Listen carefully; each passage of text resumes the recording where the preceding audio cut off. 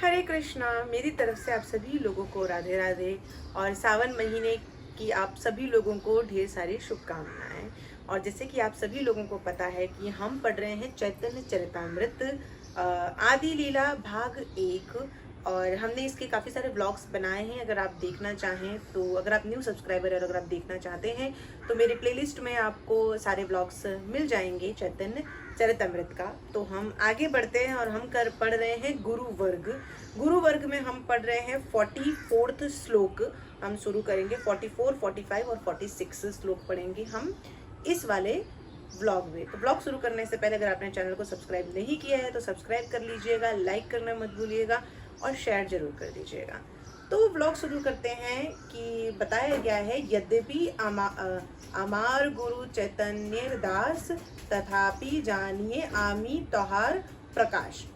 इसका अनुवाद है, यद्यपि हम जानता हूँ कि मेरे गुरु श्री चैतन्य के दास हैं, तथापि मैं उन्हें भगवान के स्वयं प्रकाश के रूप में जानता हूँ।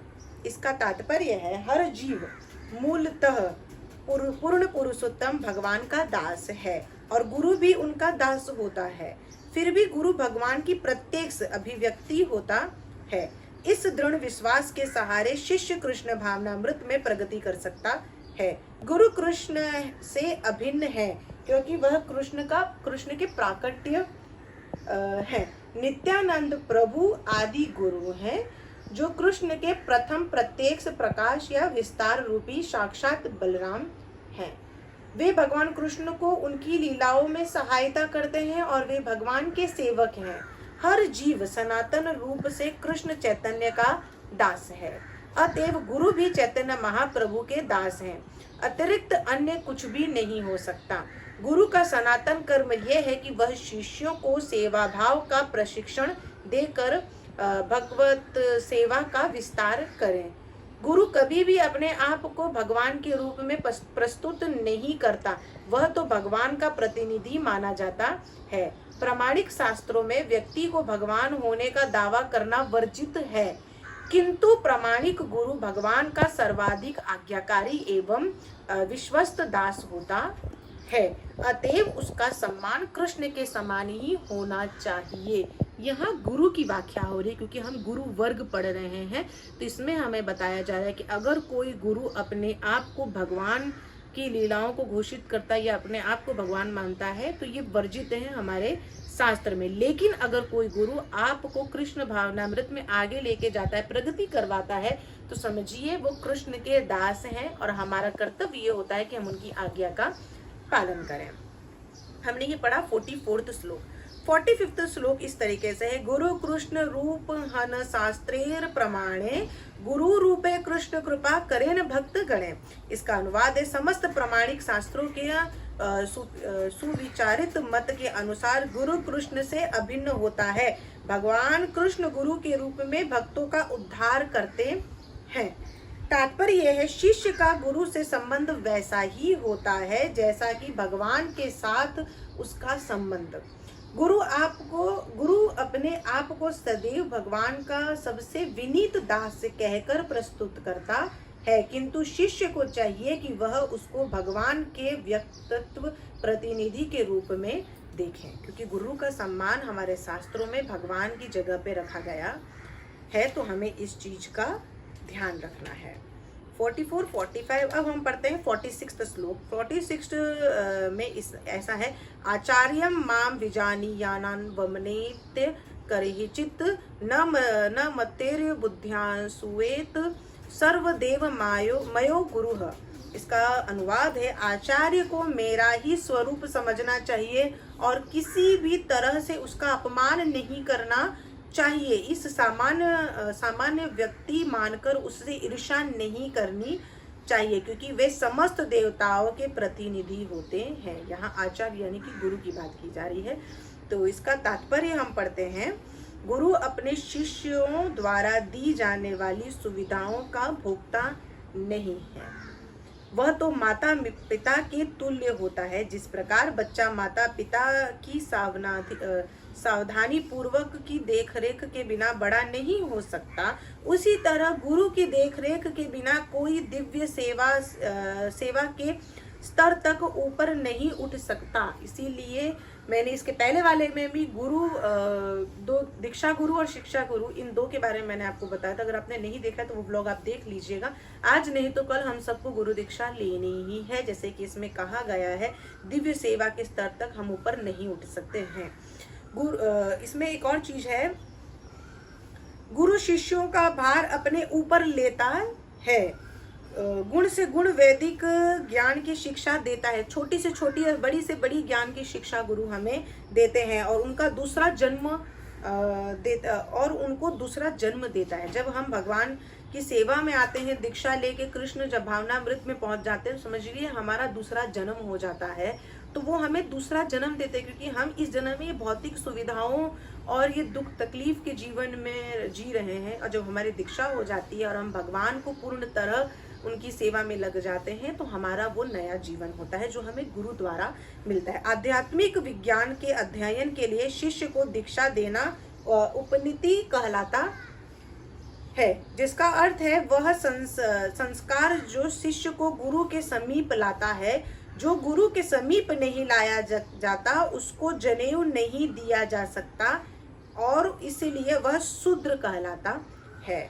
ब्राह्मण, क्षत्रिय अथवा वैश्य के शरीर पर जनेऊ का होना गुरु द्वारा दी गई दीक्षा का सूचक है।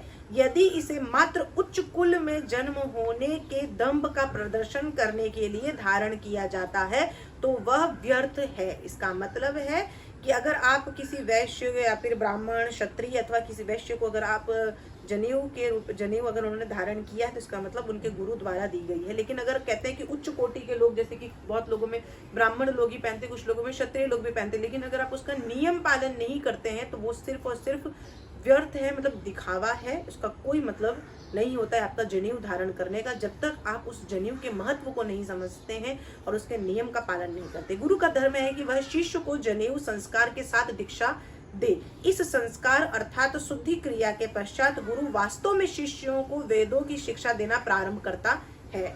जन्म से शूद्र को ऐसी दीक्षा देना वर्जित नहीं है यदि गुरु इसकी अनुमति दे, क्योंकि वही शिष्य को ब्राह्मण का अधिकार दे सकता है यदि वह उसे पूरी तरह योग्य समझे। वायु पुराण में आचार्य की परिभाषा इस प्रकार दी गई है, वह जो समस्त वैदिक साहित्य के सार को जाने, वेदों के अभिप्राय की व्याख्या करे, उनके विधि विधानों का पालन करे और अपने शिष्य को उसी तरह से कर्म करने की शिक्षा दे। केवल असीम कृपावश ही भगवान गुरु के रूप में प्रकट होते हैं। अतएव आचार्य के आचरण में भगवान की दिव्य प्रेमा भक्ति के अतिरिक्त अन्य कामों का कोई स्थान नहीं है। वे परम सेवक भगवान होते हैं। ऐसे सुस्थिर भक्त की शरण ग्रहण करना श्रेयस्कर है, जो आश्रय विग्रह अर्थात शरण लेने के योग्य ईश्वर का प्राकट्य कहलाता है। यदि कोई अपने आप को आचार्य के रूप में प्रस्तुत करता है किंतु उसमें भगवान के लिए सेवा का भाव ही नहीं होता तो उसे अपराधी समझना चाहिए। उसकी यह अपराधी प्रवृत्ति उसे आचार्य बनने के लिए अयोग्य बनाती है। प्रामाणिक गुरु सदैव पूर्ण पुरुषोत्तम भगवान की अनन्य भक्ति में रत रहता है। मतलब जो रियल, जो अच्छे गुरु होते हैं वो सिर्फ और सिर्फ भगवान की सेवा में लीन रहते हैं, उनको बाकी और सब चीजों से कोई लेना देना नहीं रहता है। इसी के बल पर वह भगवान का प्रत्यक्ष प्राकट्य तथा श्री नित्यानंद प्रभु के प्रामाणिक प्रतिनिधि के रूप में जाना जाता है। ऐसा गुरु आचार्य देव कहलाता है। भौतिक लोग ईर्ष्यालु स्वभाव होने तथा इंद्रिय तृप्ति की प्रवृत्ति के असंतुष्ट रहने के कारण प्रामाणिक आचार्य की आलोचना करते हैं। जैसे आज के टाइम में है, हम देखेंगे सोशल मीडिया पे तो बहुत सारे गुरु लोगों की आलोचना की जाती है, उनके लिए खराब बोला जाता है, शब्द बोले जाते हैं, उनका मजाक उड़ाया जाता है। ये इसीलिए होता है क्योंकि हमें अभी ज्ञान नहीं आया है, हम भौतिक जगत में इतने ज्यादा लीन है कि हम सही चीजों को समझ ही नहीं पाते हैं। किंतु वस्तुतः प्रामाणिक आचार्य भगवान से अभिन्न होता है। अतएव ऐसे आचार्य से ईर्ष्या करने का अर्थ है स्वयं भगवान से ईर्ष्या करना। इससे दिव्य साक्षात्कार पर प्रतिकूल प्रभाव पड़ सकता है। अगर आप भक्ति में आगे जाना चाहते तो आप आगे नहीं जा पाएंगे, क्योंकि आप ऐसे गुरु से ईर्ष्या कर रहे हैं जो आपको भगवत प्राप्ति करा सकते हैं, क्योंकि आपकी बुद्धि भ्रष्ट है भौतिक जगत की चीज़ों को लेकर, तो आप उन चीज़ों को नहीं समझ पाते हैं, तो आप कभी भी भगवत प्राप्ति नहीं कर सकते। ये जन्म मृत्यु का ये जो बंधन है आपका, ये कंटिन्यू साइकिल आपका चलता रहेगा। जैसे कि पहले कहा जा चुका है, शिष्य को सदैव गुरु को श्री कृष्ण का स्वरूप जानकर उसका सम्मान करना चाहिए। एक बार फिर से क्लियर कर देती हूँ, उन गुरु की बात हो रही है यहाँ पे जो आपको कृष्ण भावनामृत में आपको भगवान के समक्ष लेके जाए, उनके समीप लेके जाए, आपको आपका जीवन परिवर्तित कर दे। वैसे गुरु नहीं जो छल कपट करते हैं, वैसे गुरु की बात नहीं हो रही है। उन गुरु की बात हो रही है जो बड़े बड़े गुरु आज आपके टाइम देखेंगे, जो आपके जीवन में काफ़ी परिवर्तन लाते हैं उनके प्रवचन वगैरह सुनने से, तो उन्हें हमें कृष्ण का स्वरूप जानकर ही उनका सम्मान करना चाहिए। किंतु साथ ही उसे सदा स्मरण रखना होगा कि गुरु को भगवान की दिव्य लीलाओं की नकल करने का अधिकार प्राप्त नहीं है। आप लीलाओं का वर्णन कर सकते हैं, लेकिन भगवान ने जो लीलाएं की है उसकी नकल गुरु नहीं कर सकता है। गुरु अपने आप को सभी तरह से कृष्ण के समक्ष दिखाकर अपने शिष्यों की भावनाओं का दुरुपयोग करते हैं। बहुत सारे लोग हैं ऐसे जो कृष्ण की लीलाओं को या कृष्ण की चीज़ों को लोगों के सामने दिखा के और बहुत सारे भक्तों का दुरुपयोग करते हैं। आपने बहुत सारे गुरु के बारे में ऐसे जाना है, ऐसे कुछ गुरु की वजह से बाकी सारे गुरु है, बाबा लोग हैं जितने हैं, उनका नाम आज के टाइम में बहुत ज़्यादा खराब हो रखा है। किंतु ऐसे निर्वेशवादी अपने शिष्यों को केवल पदभ्रष्ट ही कर सकते हैं। इसीलिए जब गुरु का आप चयन करें तो बहुत सोच समझ के हमें चयन करना है कि आप जैसे गुरु बनाते हैं वैसा ही प्रभाव आपके जीवन पे पड़ता है, आपकी भक्ति पे पड़ता है, क्योंकि उनका चरम उद्देश्य तो भगवान में लीन होना होता है। यह भक्ति संप्रदाय के सिद्धांतों के विरुद्ध है। अगर कोई गुरु अपने आप को कृष्ण की लीलाओं में ले आता है और किसी अपने शिष्यों को पदभ्रष्ट करता है और अपनी मनमानी करता है, तो ये विरुद्ध है। तो अगर जब भी आप किसी गुरु बनाना चाहते हैं तो इन सब बातों का ध्यान रखें कि कैसे आपको गुरु बनाना है, उसके अंदर क्या लक्षण होने चाहिए और गुरु का आपको सम्मान कैसे करना है, और गुरु दीक्षा में आप कौन गुरु दीक्षा ले सकता है, कौन जनेऊ पहन सकता है, ये सब चीज़ें मैंने आपको इस ब्लॉग में बताइए। अगर आपको ब्लॉग अच्छा लगा हो तो लाइक शेयर सब्सक्राइब करना बिल्कुल मत भूलिएगा। जय श्री राधे।